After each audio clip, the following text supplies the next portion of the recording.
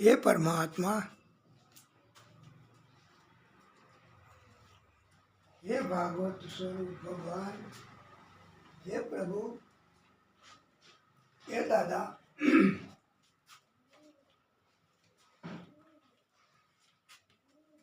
ओम नमो भगवते वासुदेवाय। ओम नमो भगवते वासुदेवाय।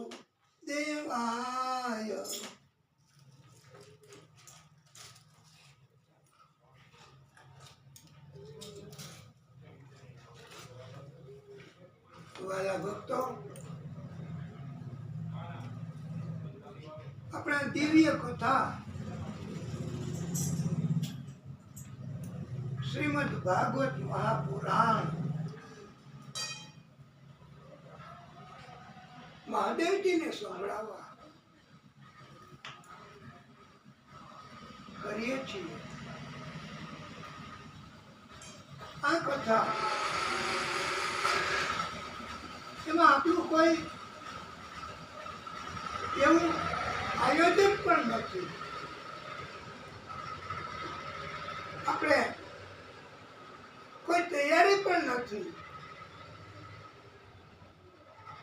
આપણું આ કથાનું સંચાલન બધુંય મહાદેવજી એમને આ કથા સંભળાવી છે ને મા અન્નપૂર્ણા વ્રત નિમિત્તે, એટલે મહાદેવજી બધુંય કરે છે ભાઈ। આપણે તો શું કરી શકીએ? અને આપને ઉત્સાહ હોય, આપને જેટલી રુચિ જાગે, આપ વહેલા આવી જાઓ તો વહેલી કથા, પછી આ કથા સિવાય જગતને પણ આપણે આવ કેમ છોડી શકીએ? જન્મ લીધો આપણે એટલે તો પછી આપણે પરમાત્મા એને બધું સોંપી અને આપણે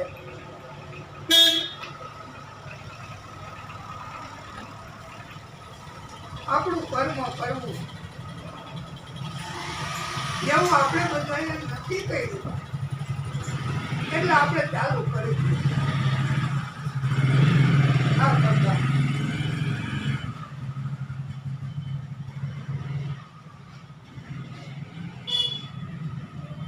ભક્તો,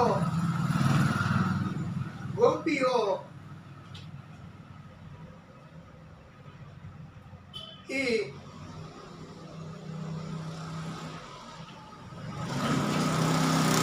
પોતાનો ભાવ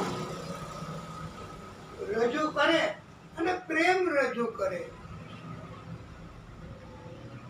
એટલે આદિશક્તિ એમના પ્રાગટ્ય એ બધાય કૃપા કરે બસ।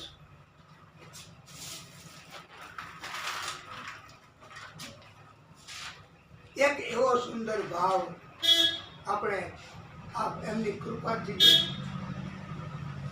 રજૂ કરીએ।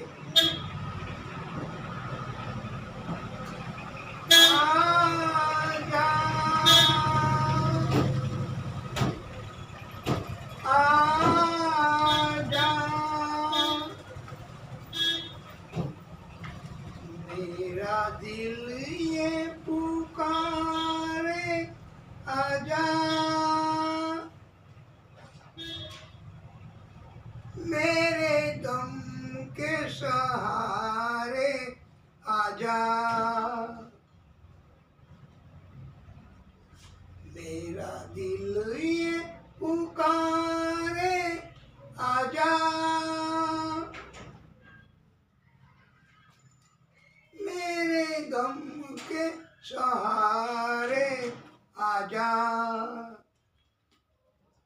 भीगा भीगा है समा, ऐसे में है तू कहाँ?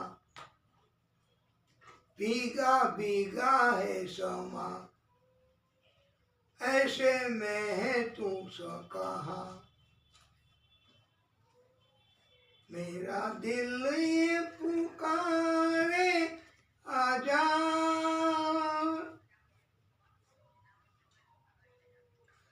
तू नहीं तो ये रुत ये हवा क्या करूं क्या करूं। तू नहीं तो ये रुत ये हवा क्या करूं क्या करूं। दूर तुझसे मेरे देवता क्या करूं क्या करूं। सुना सुना है जहां अब जाऊं मैं कहाँ। सुना सुना है जहां अब जाऊं मैं कहाँ। बस इतना मुझे समझा जा। भीगा भीगा है समा ऐसे में है तू कहाँ। मेरा दिल ये पुकारे आजा।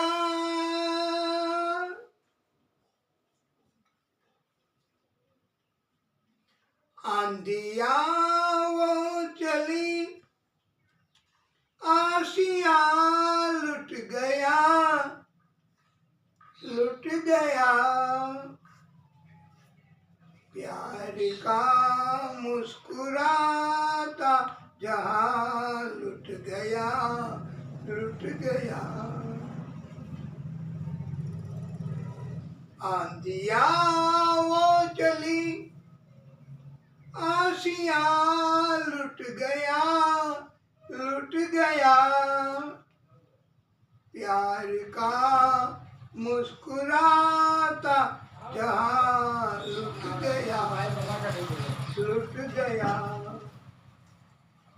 एक छोटी सी झलक मेरे मिटने तलक। ओ चांद आ चांद मेरे दिखला जा। एक छोटी सी झलक मेरे मिटने तलक। आ चांद ओ चांद मेरे दिखला जा।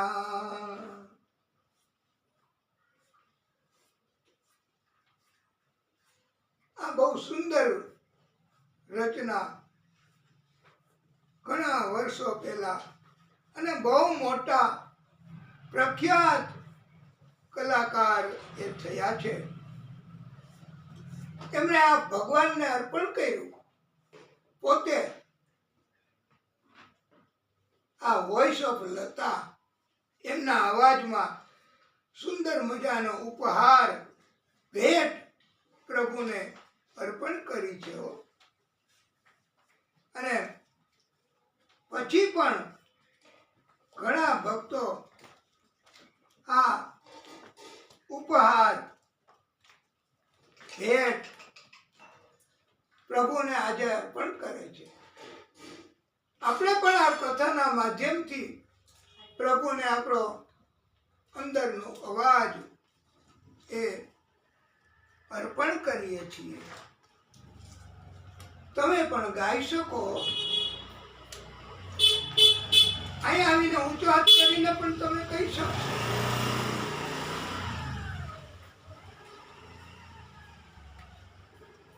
रोता है दिल पथराई अखियां बात निहारे मेरा ये जीवन सुन मेरे मोहन तेरे सहारे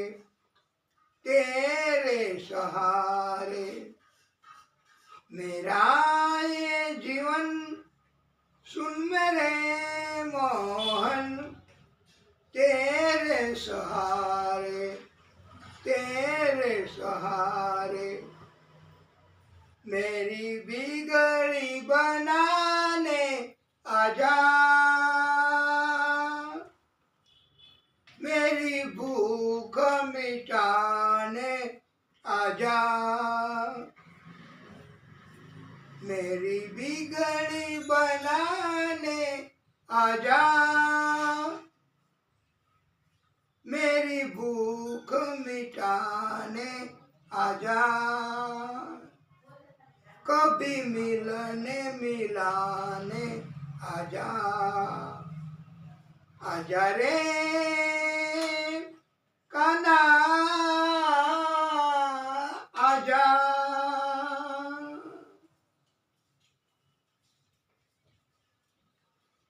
संभला हूँ मैं गिर गिर के कन्हैया, अब न गिराना, अब न गिराना, मेरी गई तो तेरी जाएगी, हंसेगा जमाना, हंसेगा जमाना,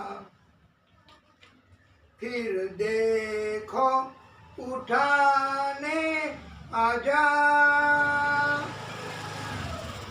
हारे को जिताने आजा, मुझे दिल में मिलने आजा,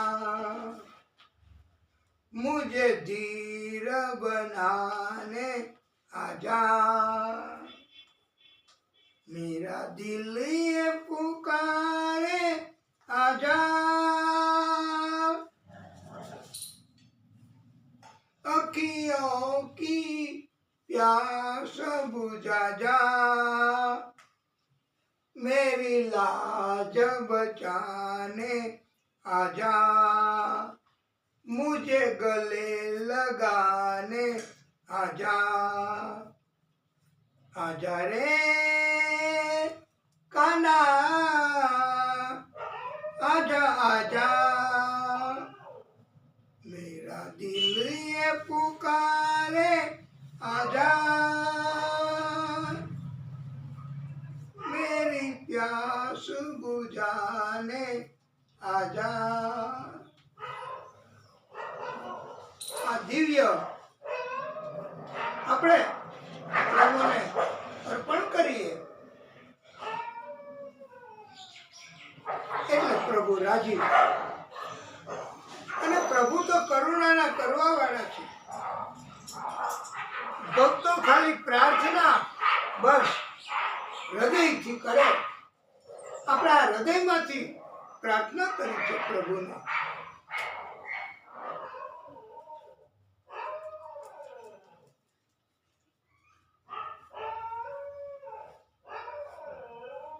આ વ્યાસ ભગવાન એમણે પણ રચના કરી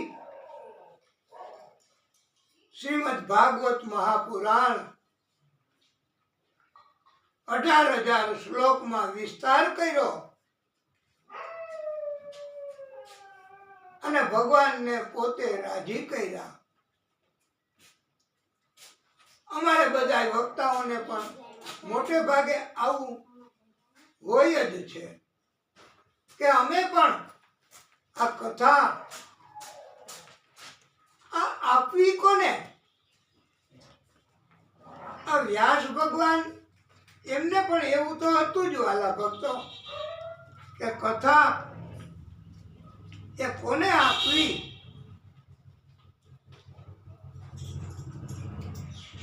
ત્યારે ઘણું વિચાર્યું, અંતે એમના જ પુત્ર આ કથા માટે લાયક આખા બ્રહ્માંડમાં બીજું કોઈ નહીં. અંતે નિર્ણય કરી લીધો કે આ મારો પુત્ર સુખદેવ જન્મની સાથે જ વનમાં નીકળી ગયો છે. એમને કેમ બોલાવવો મારી પાસે? અને એ કથા એમને પણ બહુ જ ભાગવત એ ગર્ભમાં પણ ભાગવત શીખ્યા છે. ભાગવત સાથે જ જન્મ ધારણ કર્યો છે. એ ઉત્તમ છે. હવે એને બોલાવવા માટે વ્યાસ ભગવાને એમના શિષ્યો એને બોલાવીને કહ્યું, તમે વનમાં ગાયો ચરાવવા જાઓ ત્યારે હું તમને ઉત્તમ શ્લોક આપું છું, એ તમે વારે વારે વનમાં બોલજો. અને પાછા અડધા હા, એટલે જેને બહુ ભાગવત પ્રેમ છે ને એ મારો પુત્ર સુખદેવ એ ગમે ત્યાં હશે ને વનમાં, એ સાંભળીને તરત ખેંચાઈને આવશે.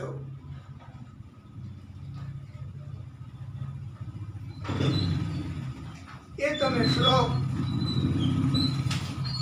આ બહુ ઉત્તમ અને દિવ્ય શ્લોક અડધા બોલવાનું કહ્યું.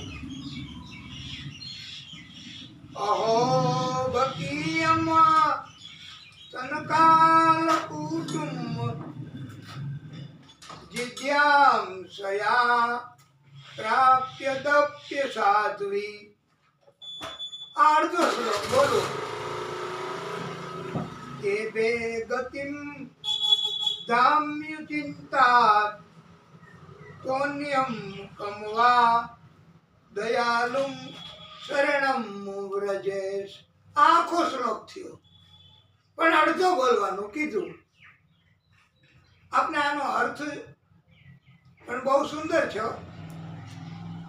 કે પૂતના પોતાના સ્તન ઉપર ઝેર લગાવીને આવી એમનો ઈરાદો બાળ સ્વરૂપને મૃત્યુ કરવાનો હતો,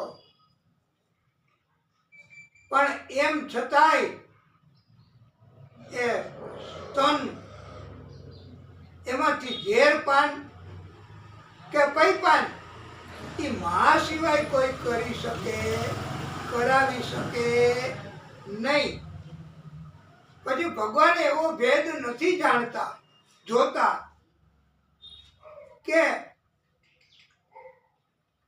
એ શું ઝેર પાય છે કે દૂધ પાય છે, એ નથી જોતા.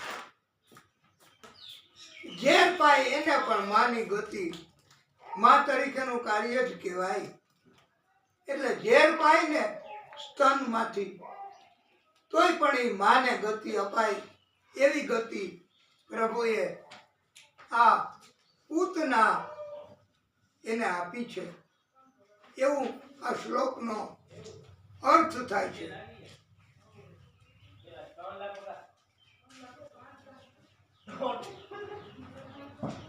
પ્રભુ તો અંતઃકરણનો પ્રેમ જોવે છે. બીજો શ્લોક એ પણ આપણે તો આખો કહેવાનો છે. વ્યાસ ભગવાને પણ આખો કીધો, શિષ્યોએ બોલવાનો અડધો. આ બીજો તો બહુ સુંદર પ્રભુના શણગારનો શ્લોક છે. આ શ્લોકથી તો પ્રભુ ગમે ત્યાં હોય ને તો ચલા હતા હે, રાજી થાય છે. આપણે પણ બોલીશું ને એટલે પ્રભુ કૃપા કરશે, રાજી થશે. નરહાપીડમ નટવર વપુ કર્ણયો કર્ણિકારમ વિભદ્રવાસા કનક કપીશમ વૈજયંતીમ ચમાલામ. આખો શ્લોક થયો. એનો અર્થ એવો છે કે પ્રભુએ આ કાન એની પાછળ જગ્યા ઉપરના ભાગે રાખી છે. હવે ન્યા શું કામ જગ્યા રાખી? અહીંયા હું જરૂર ના ભાઈ. આ એ બાળકોને એમ હોય કે ને ચશ્માનો દાંડલો રખાય ને એટલે, અને ચશ્મા પહેરી શકાય ને એટલે ન્યા જગ્યા રાખી. પણ પ્રભુનું એવું નથી. એ જગ્યા ન્યા એટલે રાખી કે પ્રભુ ત્યાં કરેણનું ફૂલ ખોસી રાખતા હતા. આ કાનમાં કરેણનું ફૂલ રાખ્યું હોય તો એવું સૂચન કરવા માંગતા હતા પ્રભુ કે આ બાજુ આજે ગાયો ચરાવવા હું વનમાં જઈશ. એટલે ગોપીઓ બધી એ બાજુ જાતી. આ કાનમાં કરેણનું ફૂલ રાખે, જગ્યા છે ત્યાં, તો એ બાજુ જાય. આવો સંકેત પ્રભુ કરતા એમના સખા, એમની ગોપીઓને. કારણ કે પ્રેમ એવી વસ્તુ છે. પણ અત્યારે તો ઘણાની વાત મત પૂછો. ત્યાં માપ લેવા વાળા એ કપડા સીવવા માટે માપ દેવું પડે ને, તો ત્યાં પેન્સિલ રાખે, પાછું લઈ અને લખી નાખે 40 લંબાઈ, પાછું લઈ મૂકી દે, પાછું માપ લઈને પાછી 36 કમર. આ ઉપયોગ આપણે બધા કરીએ ભાઈ. પ્રભુએ આપ્યું છે શરીર, પ્રભુએ આપ્યું છે જે કઈ તત્વ, એનો આપણે મહત્તમ ઉપયોગ કરવો. પ્રભુ માટે જો થઈ જાય તો ઉત્તમ. અને ઘણાય તો એ જગ્યા છે ને ત્યાં લાવતો ભાઈ જરા માચીસ એમ કરીને બીડી જગાવી, 2 ફૂંક મારીને ત્યાં કોઈ આવી જાય એમના વડીલ કે આ કે તે કે ગુરુ કે એવા, તો બુજાવી નાખે, પછી પાછી રાખી દે અને અદબ કરીને ઊભા રહીએ. આવી રીતે પછી વયા જાય એટલે પાછી લાવજે ભાઈ આ જગા. એટલે ઘણા ત્યાં બીડી સિગારેટ એ પણ રાખે. અને પ્રભુ ગળામાં વૈજયંતીની માળા ધારણ કરતા હતા. સુંદરતામાં વધારો થાય. આ ચણોઠી જેને ગુજરાતીમાં કહેવાય તે કાળી હોય, સાવ નાની ચણાના દાણા જેવી, એમાં પાછું કાળું ટપકું હોય.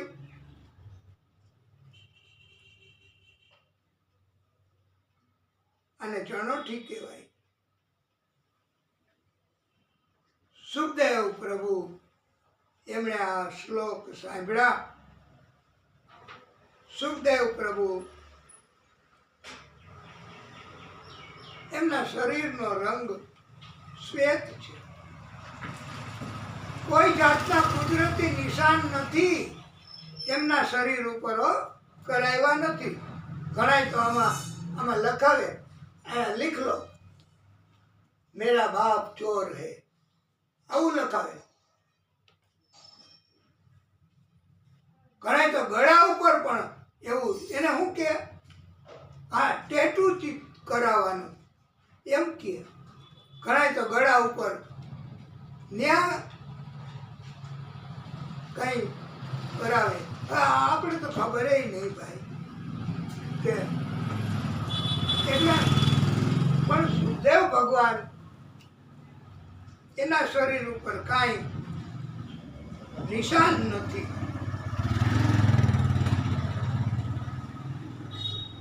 કે જેથી કરીને ખબર પડે, ઓળખી શકાય આ ક્યાં ગ્રુપ, ક્યાં વિસ્તાર અને કઈ જ્ઞાતિના છે એ ખબર જ ન પડે. આ ભાગવતની કથા વિશે આપને એક વાત બતાવી દઈએ કે આ કથા છે ને એ ગાવા માટે નથી. 5 ગીત આવે છે ભાગવતમાં. ગોપી ગીત, વેણુ ગીત, ભ્રમર ગીત, યુગલ ગીત, મહિષી ગીત. એ 5 ગીત ગાવા માટેના છે. અને કથા એમાં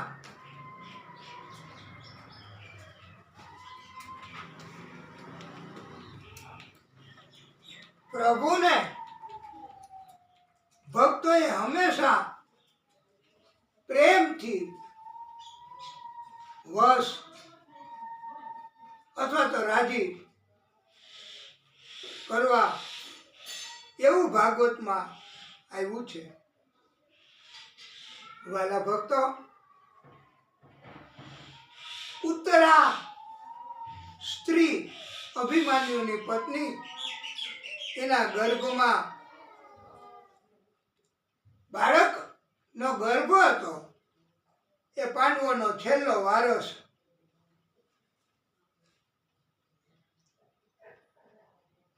તો અસ્વસ્થામાં એ દુર્યોધનને રાજી કરવા ઉત્તરાના ગર્ભસ્થ શિશુની હત્યા કરવા અમોઘ શક્તિ, બ્રહ્માસ્ત્રની શક્તિ છોડી આ એને દુરુપયોગ કર્યો કહેવાય. હવે એને ખબર નહીં, પણ શત્રુને રાજી કરવા અથવા કોઈ આપણી વિદ્યા, કોઈ ઇલમ, કોઈ શક્તિ, એનો દુરુપયોગ નથી કરવાનો. નહીતર એ શક્તિ આપણને જ નુકસાન કરે છે. આ બુદ્ધિ, દિમાગ, એનો પણ દુરુપયોગ નથી કરવાનો. એ પછી આપણે કથામાં આવશે કે મતિ અને બુદ્ધિ માત્ર પરમાત્માને જ આપવી, બીજાને આપશું તો દુરુપયોગ થશે. આ બ્રહ્માસ્ત્રની શક્તિ અસર થઈ. ઉત્તરા એ પ્રાર્થના કરવા માંડી, પાહી પાહી મહાયોગીન દેવ દેવ જગતપતે, નાન્યમ ત્વદ ભયમ પશ્યે યત્ર મૃત્યુ પરસ્પરમ. આનો અર્થ એવો છે આ શ્લોકનો, હે દેવાધિદેવ, હે જગદીશ્વર, આપ મહાયોગી છો. આપ રક્ષણ કરો, રક્ષણ કરો. આપના સિવાય કોઈ રક્ષણ કરવા માટે સમર્થ નથી. બધાય એકબીજાના શત્રુ બની ગયા છે. અને આવું કળિયુગમાં તો હોય જ મોટે ભાગે. એટલે આ રક્ષણની માગણી કરી અને કહ્યું, હે પ્રભુ, આપ સર્વશક્તિમાન છો.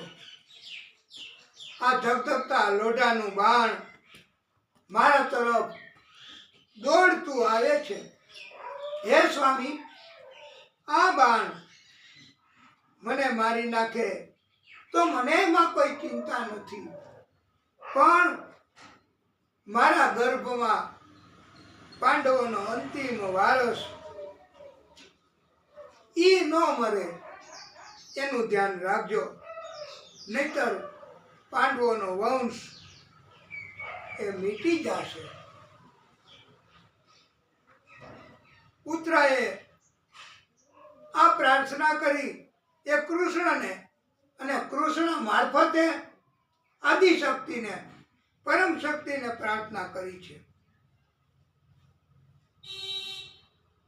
પ્રભુને તો ખબર હોય જ આદિશક્તિને કે અસ્વસ્થામાં એ વેર વસૂલ કરવા અમોઘ શક્તિ, બ્રહ્માસ્ત્રની શક્તિ છોડી છે. ભગવાન કૃષ્ણએ બધા જીવોના આત્મામાં રહેલા પરમાત્મા આદિશક્તિનું સ્વરૂપ છે. પાંડવોનો વંશ ચાલુ રહે એ માટે પાંડવો ઉપર કૃપા કરવા ઉત્તરાના ગર્ભમાં રહેલ જીવને બચાવવા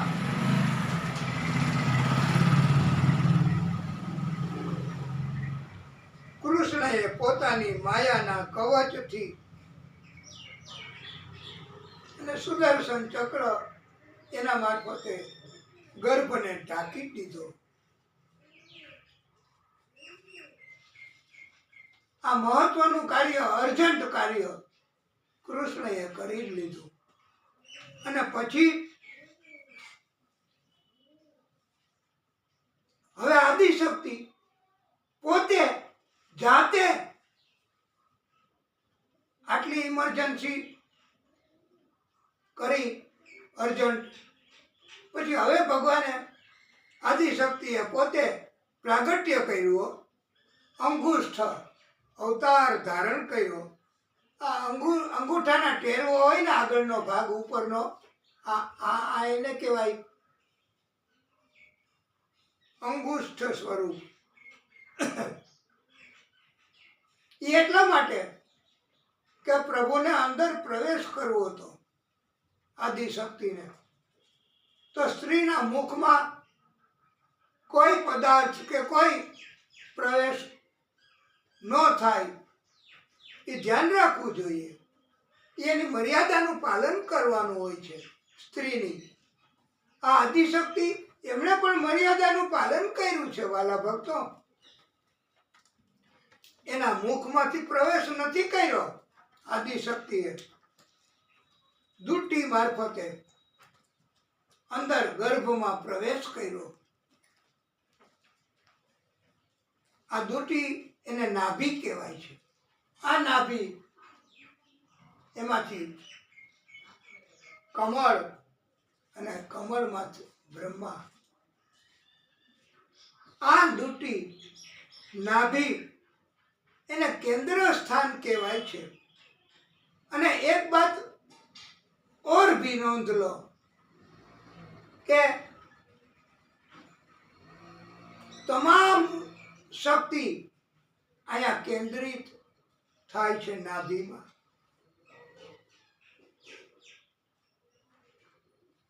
અંગુષ્ઠ ભગવાને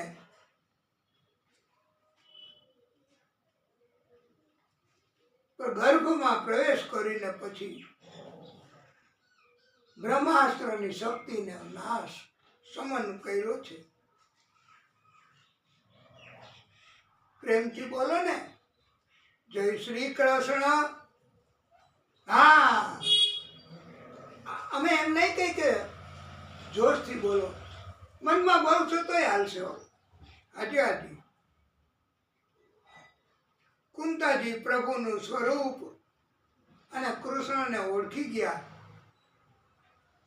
કે આ કૃષ્ણ કોઈ સામાન્ય માણસ નથી, એ તો સ્વયં બ્રહ્મ સ્વરૂપ છે. 26 શ્લોકમાં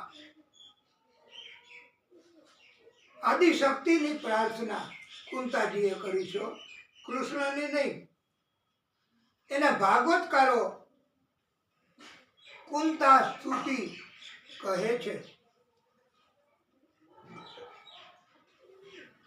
એ આપણે પણ પ્રયત્ન કરીએ આદિશક્તિની સ્તુતિ કરવાનો. કૃષ્ણાય વાસુદેવા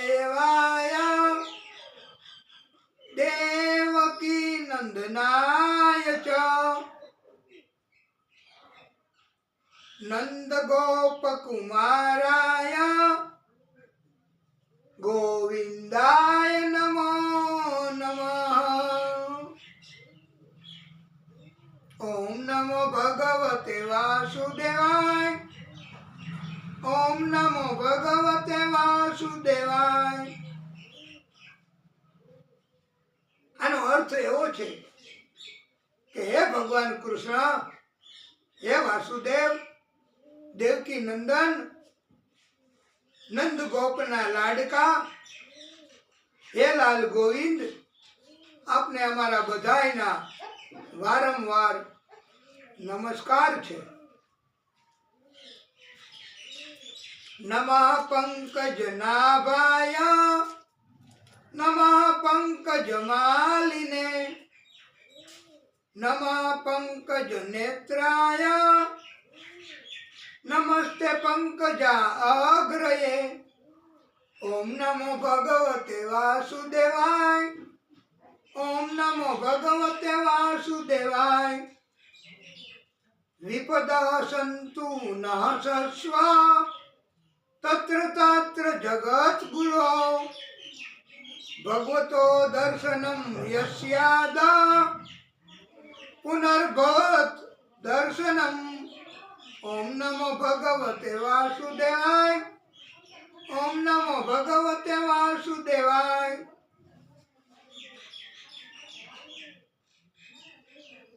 કુંતા એમણે પ્રભુ એમની પાસે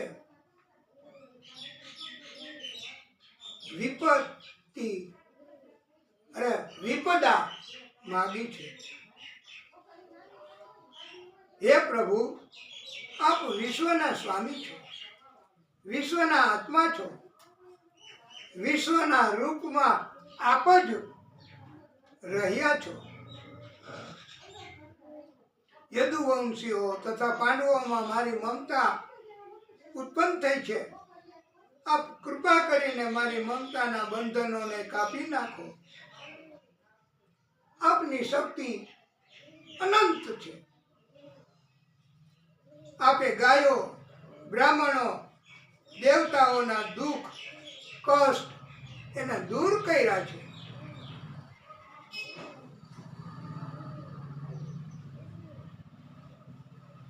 આપ ભગવાન નારાયણનો અવતાર છો. આદિશક્તિનું પ્રાગટ્ય છે આપના મારફતે. દેવકી માતાના 6 સંતાનો મૃત્યુ પામ્યા. એ પૈકી એક પણને બચાવ્યા નથી. અને પ્રભુ, મારા 5 સંતાનો, એમાં કોઈને તમે મરવા દીધા નથી. ભાગવતકારો આપણને આ વાત સમજાવવા એવું કહે છે કે બધા જગતના માનવીઓ દુઃખ પડે તો સ્મરણ કરે, ભગવાનને પ્રાર્થના કરે. સુખમાં કોઈ સાંભળતા કે સ્મરણ કરતા નથી. दुख में सुमिरन सब करे, सुख में करे न कोई. सुख में जो सुमिरन करे तो दुख कहाँ से होय.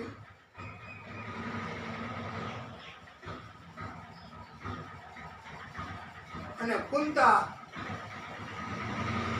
પ્રભુને કહે છે કે પ્રભુ, અમારે આપનો સાથ આ જન્મ પૂરતો જ નહીં, જન્મ જન્મનો સાથ અમારે જોઈએ પ્રભુ.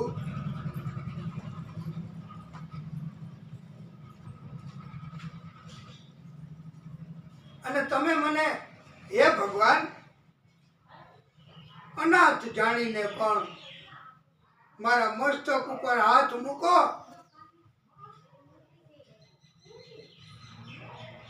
એટલે મારા તન મન એના તાપ એનો નાશ થઈ જાય. ત્રિવિધના તાપ મારા તન મન તપાવે, માયા પ્રચંડ મારા માર્ગને રૂંધાવે, છોડાવે સંતોનો સાથ, એક હાથ મસ્તક પર મૂકજો, એ હરિ તારા છે 1000 હાથ, એક હાથ મસ્તક પર મૂકજો. આ જ ભાવ ભક્ત અનેક રીતે રજૂ કરે છે. એમાં આપણને જે બહુ યોગ્ય પસંદ છે ને એ ભાવ તમે પણ સાથે બોલો.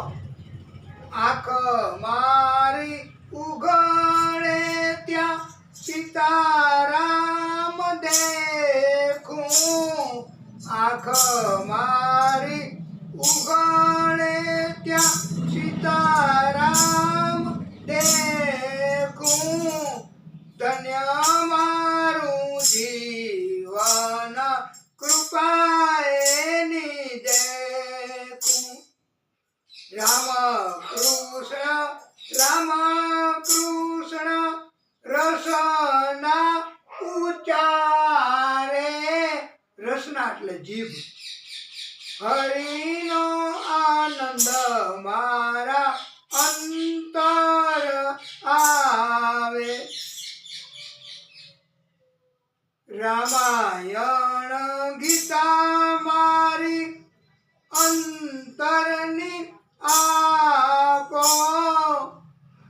રામાયણ ગીતા મારી અંતરની આપો, હરિની દીધી છે મને ઉડવાને પાખો.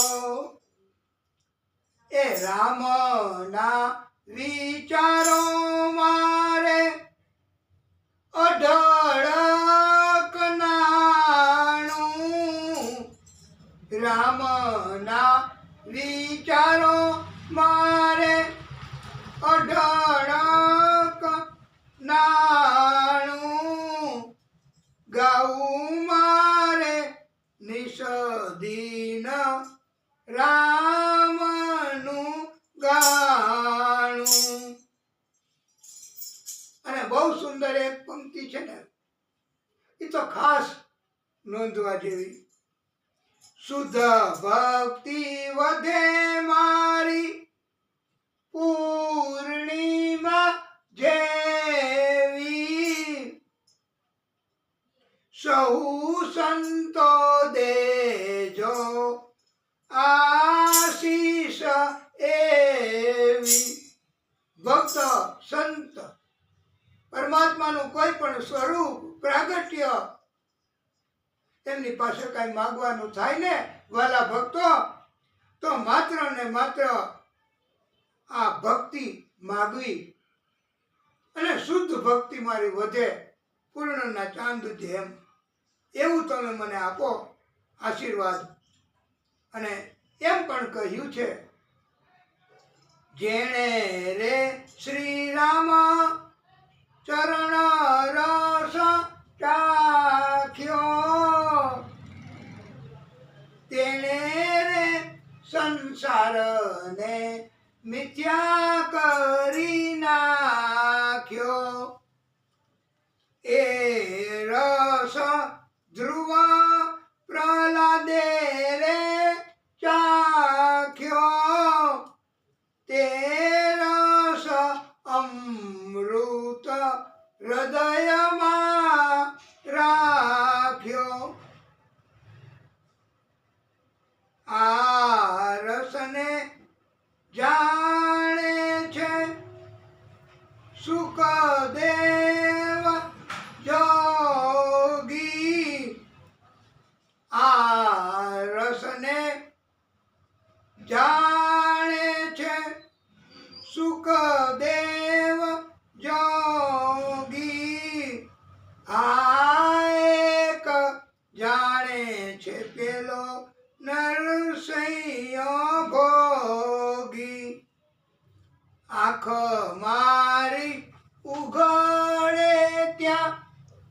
સીતારામ દેખું.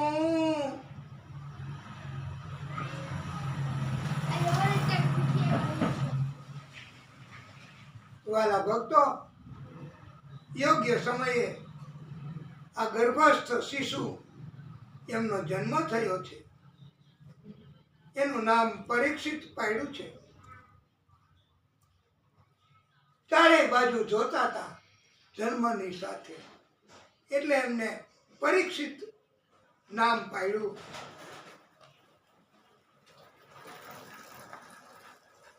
અને વાસ્તવમાં એ પરીક્ષિત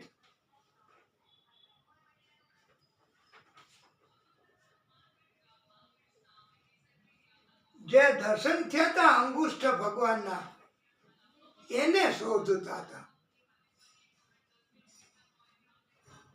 કે ક્યાં છે ઈ? બધા જ્યોતિષાચાર્યોને એમણે બહુ જ્યોતિષ, એમની ભવિષ્યવાણી પણ જણાવી.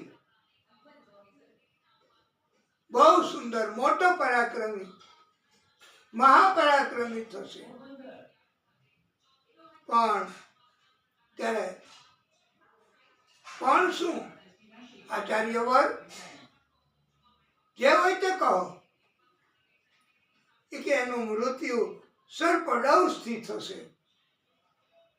અને સર્પદંશથી મૃત્યુ એ બહુ ખરાબ મૃત્યુ કહેવાય, સારું નથી, પાપી એમ કહી શકાય એ જાતકને. અને જ્યોતિષાચાર્યોએ કહ્યું કે આપે કોઈ ચિંતા કરવાની જરૂર નથી.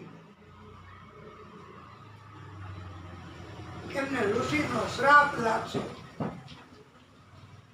એટલે તક્ષક નાગથી મૃત્યુ થશે.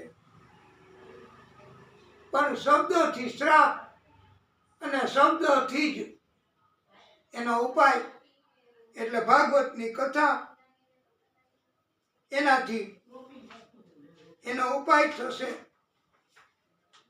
અને એમને મોક્ષ ગતિ પ્રાપ્ત થશે.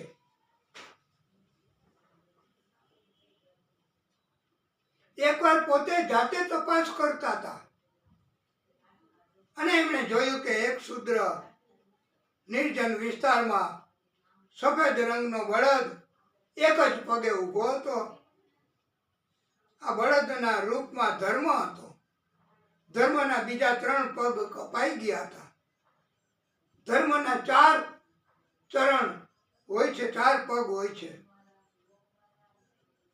સત્ય, તપ, દયા, શૌચ. શૌચ એટલે પવિત્રતા. પણ હવે આ તત્વો નથી રહ્યા હો. માત્ર એક જ પગ. કલયુગ શરૂ થયો ને એટલે સત્ય, બસ. અને અમારો પણ એવો આપને અભિગમ કે અમારો પણ એવો અનુગ્રહ છે કે સત્યને વળગી રહેવું, બસ. બાકીના તપ, દયા, પવિત્રતા, હવે એવું કઈ બહુ રહ્યું નથી ભાઈ. અને આપને જો ખબર હોય તો ઘણી સ્ત્રીઓને માસિક અટકાવ આવે ને, તો હવે તો એવા સાધનો અંદર પણ આવી ગયા છે રાખવા માટે. કોઈને ખબર નથી પડવા દેતી અને પોતાનું કાર્ય નિપટાવીને કળિયુગ છે ને, એટલે પવિત્રતા, તપ અને દયા. દયા જેવું કોઈનામાં તમને ક્યાંય દેખાય છે? નથી દેખાતું. હજી તો કળિયુગની આટલી અસર થઈ, પછી તો વધશે ત્યારે શું થશે? આ જે પીટતો હતો, મારતો હતો, એ કળિયુગ હતો. અને પરીક્ષિત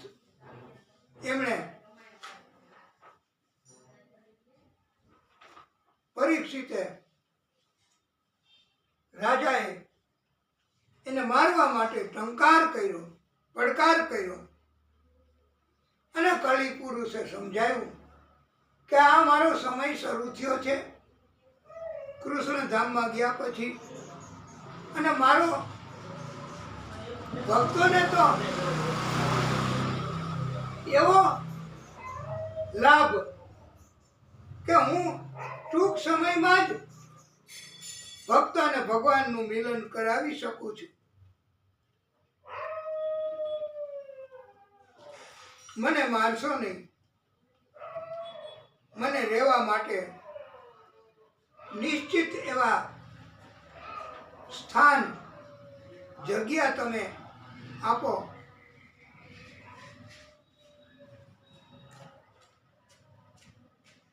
ત્યારે આ પરીક્ષિત રાજાએ કલિ પુરુષને રહેવા માટેના સ્થાન આપ્યા. અભ્યથિતઃ તદા તસ્મૈ સ્થાનાનિ કલયે દદૌ યુતં પાનં સ્ત્રિયઃ સૂના યત્રા ધર્મ ચતુર્વિધ. એટલે જુગાર, મદ્યપાન, ઉલટા સ્ત્રી સંગ અને હિંસા, આ 4 જગ્યા એ તમારે રહેવું એમ મંજૂર કર્યું. પણ સાથે સાથે બીજી 4 એટલે જુગાર રમનારા, ઉલટા સ્ત્રીનો સંગ કરનારા, મદ્યપાન કરનારા, એવા પણ 4 વ્યક્તિઓ, સ્થાન અને વ્યક્તિઓ, એમ 8 જગ્યા તો મળી ગઈ. પણ કલીએ વિનંતી કરી કે મહારાજ, મને એક વધારાનું સુંદર એવું સ્થાન કે જ્યાં મને બહુ ગમે છે એ સ્થાન તમે આપો. ત્યારે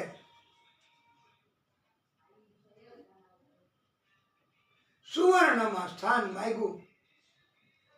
ત્યારે પરીક્ષિત રાજાએ કહ્યું કે સુવર્ણ તો દેવો, ભગવાન એ પણ ધારણ કરે છે. મુકુટ તમે જુઓ ને, આપણે શ્રીનાથજી બાબા એના પગના નખથી શરૂ કરીને મુકુટ મસ્તકનો એનો છેલ્લો હીરો, એની ગણતરી કરો ને, એટલા સુવર્ણ, હીરા, રત્નો અને એની પાર જ ન આવે, ગણતરી કરી જ ન શકાય. એટલું બધું છે એમની પાસે. અને ઘણું બધું સોનું. એ તિરુપતિ તમે જાઓ ક્યારેક તો તિરુપતિમાં પણ બહુ સોનું હો, બહુ સોનું. આ બધું ઈમાનદારીનું સોનું બધા અર્પણ કરી દે છે. એટલે પરીક્ષિતે કહ્યું કે સોનામાં સ્થાન કેમ આપવું? ત્યારે એમ કીધું કે બેઈમાનીથી કપટ કરીને મેળવેલું સોનું, બેઈમાનીથી કપટ કરીને મેળવેલી મિલકત, બેઈમાનીથી કપટ કરીને મેળવેલું ધન, એમાં મને સ્થાન આપો. એટલે પરીક્ષિતે એમાં સ્થાન આપ્યું છે. અને હવે એમણે જ મુકુટ ધારણ કર્યો એકવાર. અને એ મુકુટ હતો એમના પૂર્વજ જરાસંઘનો. એ કાંઈ એમણે ઈમાનદારીથી નહોતો મેળવ્યો. અને કલીની અસર થઈ મગજ ઉપર, મસ્તક ઉપર, બુદ્ધિ ઉપર. શિકાર કરવા, હિંસા કરવાનો વિચાર કર્યો. ઘોડે સવારી કરી. ઘોડો છે એ અભિમાનનું પ્રતીક છે. અને ભટકો, પૂર્વના કોઈ પુણ્ય હતા તો હિંસા ન થઈ.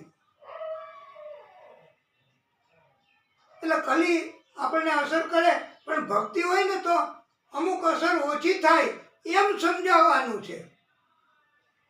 કે જે ભક્ત છે, સંત છે, એને કલી અસર તો કરે જ, પણ ઓછી કરે, અમુક રીતની જ કરે. કારણ કે ભક્તિનો પ્રભાવ ભક્તિનો પ્રતાપ શ્રમિક ઋષિના આશ્રમમાં આવી ગયા. ઋષિ તો સમાધિમાં હતા. એને એમ થયું કે આ સમાધિમાં હોવાનો ઢોંગ કરે છે. ઘોડા ઉપરથી નીચે ઉતર્યા નહીં. નેગેટિવ વિચાર આવ્યા. કલી હતો ને બુદ્ધિમાં, ક્રોધ ઉત્પન્ન થયો. ઋષિને મર્યાદા જાળવી નહીં, વંદન પ્રણામ પણ કર્યા નહીં.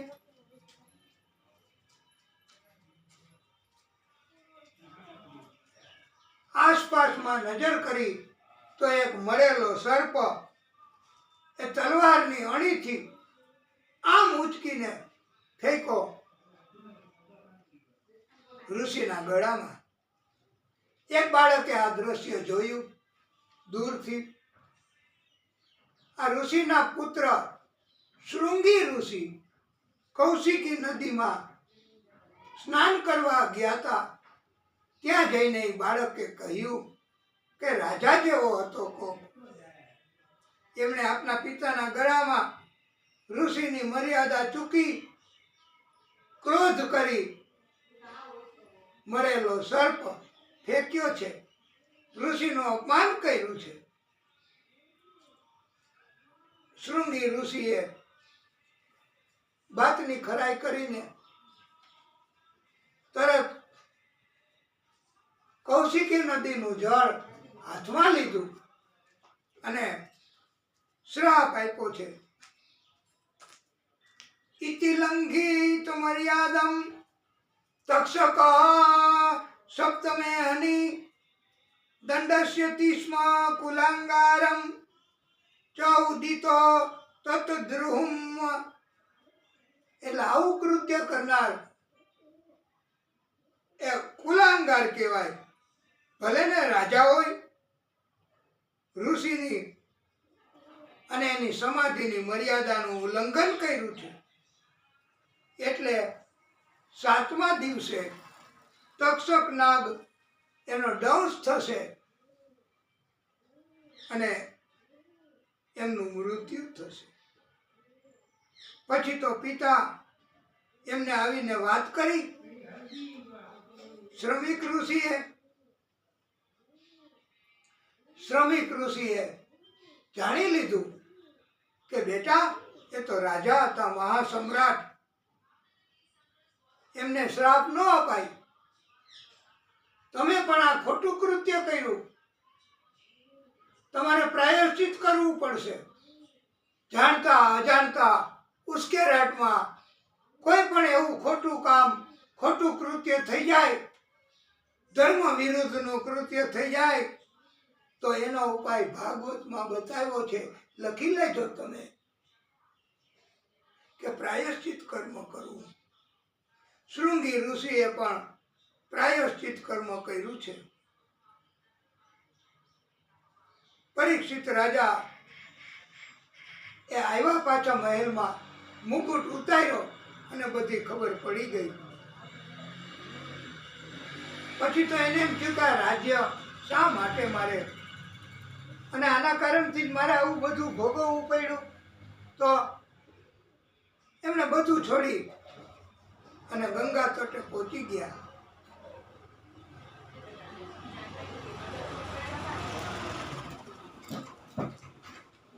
અને પ્રશ્નના રૂપમાં સુખદેવ પ્રભુને પૂછ્યું છે, હે ગુરુદેવ, આપ યોગીઓના પરમ ગુરુ છો.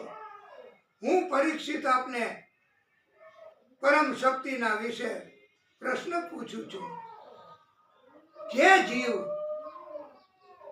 Already upon the dying bed, મૃત્યુ શૈયા ઉપર હોય, જેનું મૃત્યુ નજીક હોય, એમને શું કરવું ને શું ન કરવું, કોને છોડવું, કોને અપનાવવું. અને હે ગુરુદેવ, એ પણ સમજાવો કે ભજન શું કરવું, કઈ શક્તિનું કરવું, કયા કર્મોને છોડી દેવા, એ પણ આપ બતાવો પ્રભુ.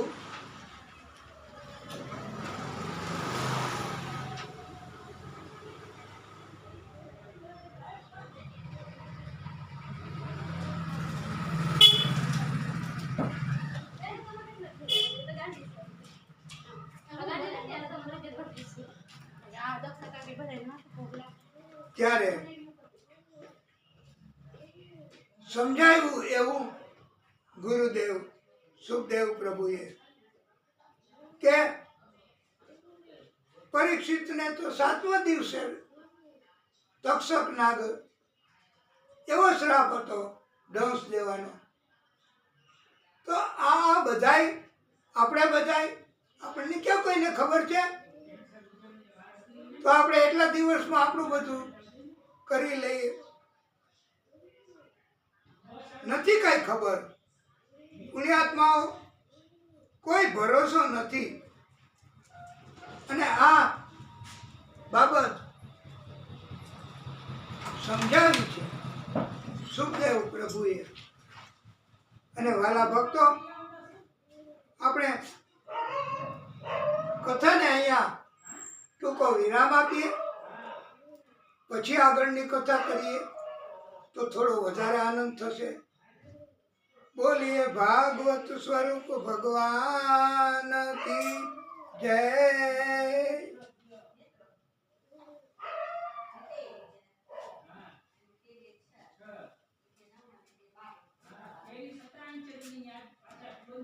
हे भागवत स्वरूप भगवान, हे प्रभु